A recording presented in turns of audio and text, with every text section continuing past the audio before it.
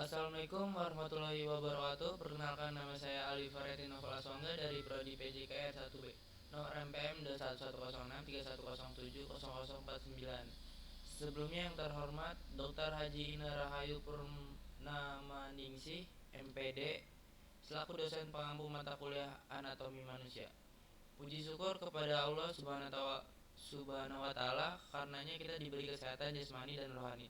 Salawat serta salam kita panjatkan kepada junjungan Nabi besar kita, Nabi Muhammad SAW. Di sini saya akan memenuhi tugas akhir anatomi manusia, yaitu berupa mempresentasikan tentang sistem osteologi. Pengertian osteologi. Osteologi adalah ilmu yang merupakan cabang ilmu anatomi tentang tulang manusia dan tulang binatang, termasuk kelainan-kelainan dan penyakit tulang. Bagaimana macam tulang yang banyak? Kira-kira 206 buah tulang yang satu sama lainnya saling berhubung, yang terdiri dari tulang kepala yang berbentuk tengkorak 8 buah, tulang wajah 14 buah, tulang telinga dalam 6 buah, tulang lidah 1 buah, tulang yang membentuk rangka dada 25 buah, tulang yang membentuk tulang belakang dan tulang pinggul 26 buah, tulang anggota yang membentuk lengan, anggota gerak atas 64 buah, tulang yang membentuk kaki, anggota gerak bawah 62 buah. Ya, seperti ini. Tulang lengan atas, tulang pengumpil, tulang asta, tulang tengkorak, tulang wajah, tulang selangka. Klasifikasi tulang berdasarkan bentuk dan ukuran dibagi menjadi 5 jenis, yaitu tulang panjang, tulang pendek, tulang pipi, tulang sesamoid, dan tulang tidak beraturan. Berikut adalah pemaparan kelima jenis tulang tersebut. Tulang panjang. Tulang panjang cirinya yaitu berbentuk batang yang berukuran panjang dan dengan bonggol bundar di setiap ujung poros. Tulang panjang sebagian besar terdiri dari tulang kompak dengan jumlah sumsum yang lebih sedikit yang terletak di dalam rongga meduler dan daerah-daerah tulang yang kenyal atau spons di ujung tulang. Tulang pendek. Tulang pendek ciri-cirinya terbentuk kubus dan hanya mempunyai lapisan tipis tulang kompak yang mengelilingi bagian dalam tulang yang kenyal. Tulang pendek contohnya yaitu tulang pergelangan tangan dan pergelangan kaki.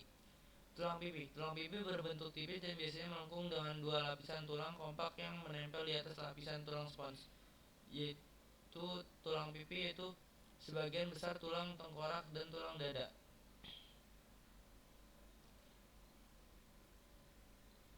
Tulang sesamoid. Tulang sesamoid adalah tulang yang tertanam di tendon, karena tulang sesamoid bertindak untuk menahan tendon lebih jauh dari sendi. Sudut tendon meningkat dan dengan demikian pengungkit otot meningkat. Contoh tulang sesamoid adalah patella pisiformis. Tulang tidak beraturan. Tulang tidak beraturan tidak masuk dalam kategori tulang panjang, yaitu tulang pendek, tulang sesamoid. Tulang tidak beraturan terdiri dari lapisan tipis tulang kompak yang mengelilingi bagian dalam yang seperti spons.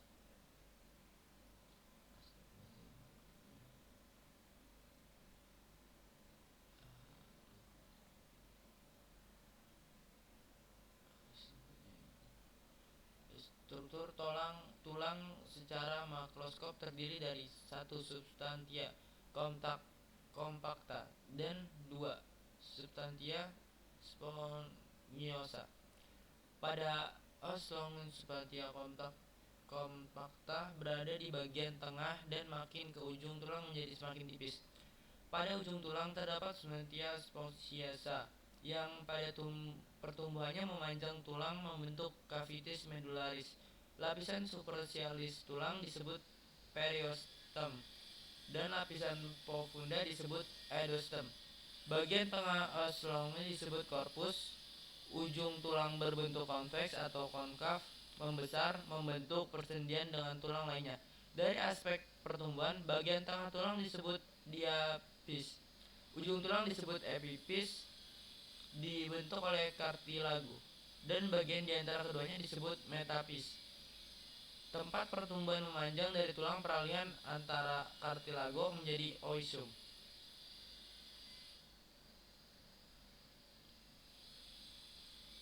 Komposisi tulang. Komposisi utama jaringan tulang adalah mineral, air, dan matriks kolagen. Mineral tulang merupakan komponen anulir tulang, sedangkan kolagen merupakan komponen organik. Jaringan tulang menyediakan beberapa mineral antara lain kalsium, Ca, dan fosfor, P.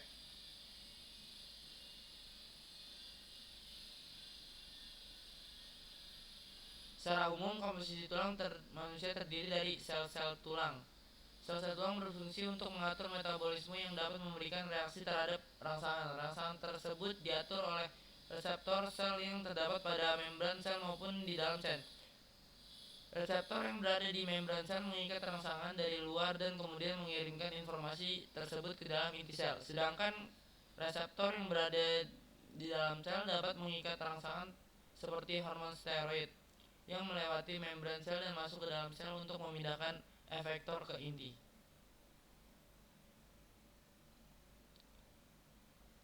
Sel-sel tulang terdiri dari 5 jenis, yaitu A. Osteoblast merupakan sel-sel pembentuk sel tulang. Sel ini merupakan kegiatan sintesis dan sekresi mineral ke seluruh substansi dasar dan substansi pada daerah yang memiliki kecepatan metabolisme yang tinggi. B. Osteosit merupakan sel yang terbentuk dari osteoblast yang akan membentuk tulang keras atau tulang sejati. Sel osteosit memelihara kesehatan tulang, menghasilkan enzim, dan mengendalikan kandungan mineral dalam tulang, juga mengontrol pelepasan kalsium dari tulang ke darah. Osteoklas merupakan sel tulang yang besar yang berfungsi menghancurkan jaringan tulang. Sel ini berperan penting dalam pertumbuhan tulang, penyembuhan, dan pengaturan kembali bentuk tulang. Osteogenik merupakan sel yang berfungsi memberikan tanggapan terhadap trauma seperti fraktura. Sel ini membentuk sel-sel baru sebagai pengganti sel yang rusak. Sel pelapis tulang dibentuk oleh osteoblast di sepanjang permukaan tulang orang dewasa. Sel ini mengatur pergerakan kalsium dan fosfat dari dan ke dalam tulang. Mineral. Jaringan tulang diperkirakan mengandung 65% mineral bahan organis. Susunan utama dari mineral adalah kalsium fosfat yang dikenal sebagai kristal kalsium hidroksiapatid. C. Matriks tulang.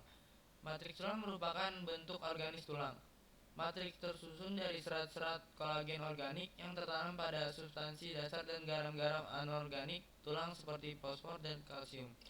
Sekitar 35% dari berat tulang kering mengandung 98% kolagen dan sisanya 2% terdiri dari protein non-kolagen seperti osteokalsin yang berfungsi mengikat kolagen dan osteokalsin yang berhubungan erat dengan fase mineralisasi tulang.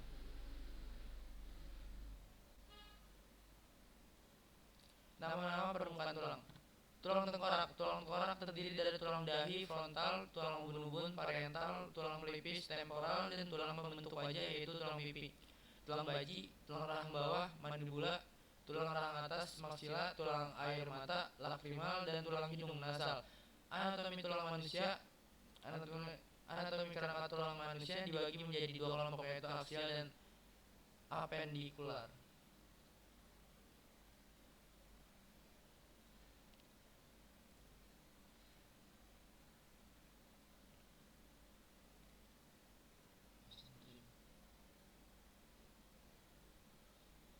Tulang belakang, vertebral column. Kerangka tulang belakang manusia memiliki 33 ruas tulang yang terbagi menjadi 5 ruas, yaitu 7 tulang leher, cervical, 12 tulang dada, thoracic, 5 tulang punggung bawah, lumbar, 5 tulang sacrum, dan 4 tulang ekor coccygeal. Tulang kaki. Tulang kaki juga bagian dari anatomi kerangka tulang manusia yang berfungsi untuk menopang berat tubuh sehingga Anda bisa berdiri dan berjalan dengan tegak. Tulang kaki dimulai dari panggul hingga lutut dinamakan tulang paha atau femur. Ini adalah tulang terpanjang di tubuh manusia. Tulang paha ini menempel pada tulang pinggul. Di lutut terdapat tulang yang berbentuk segitiga. Ya, di sini udah ada contohnya.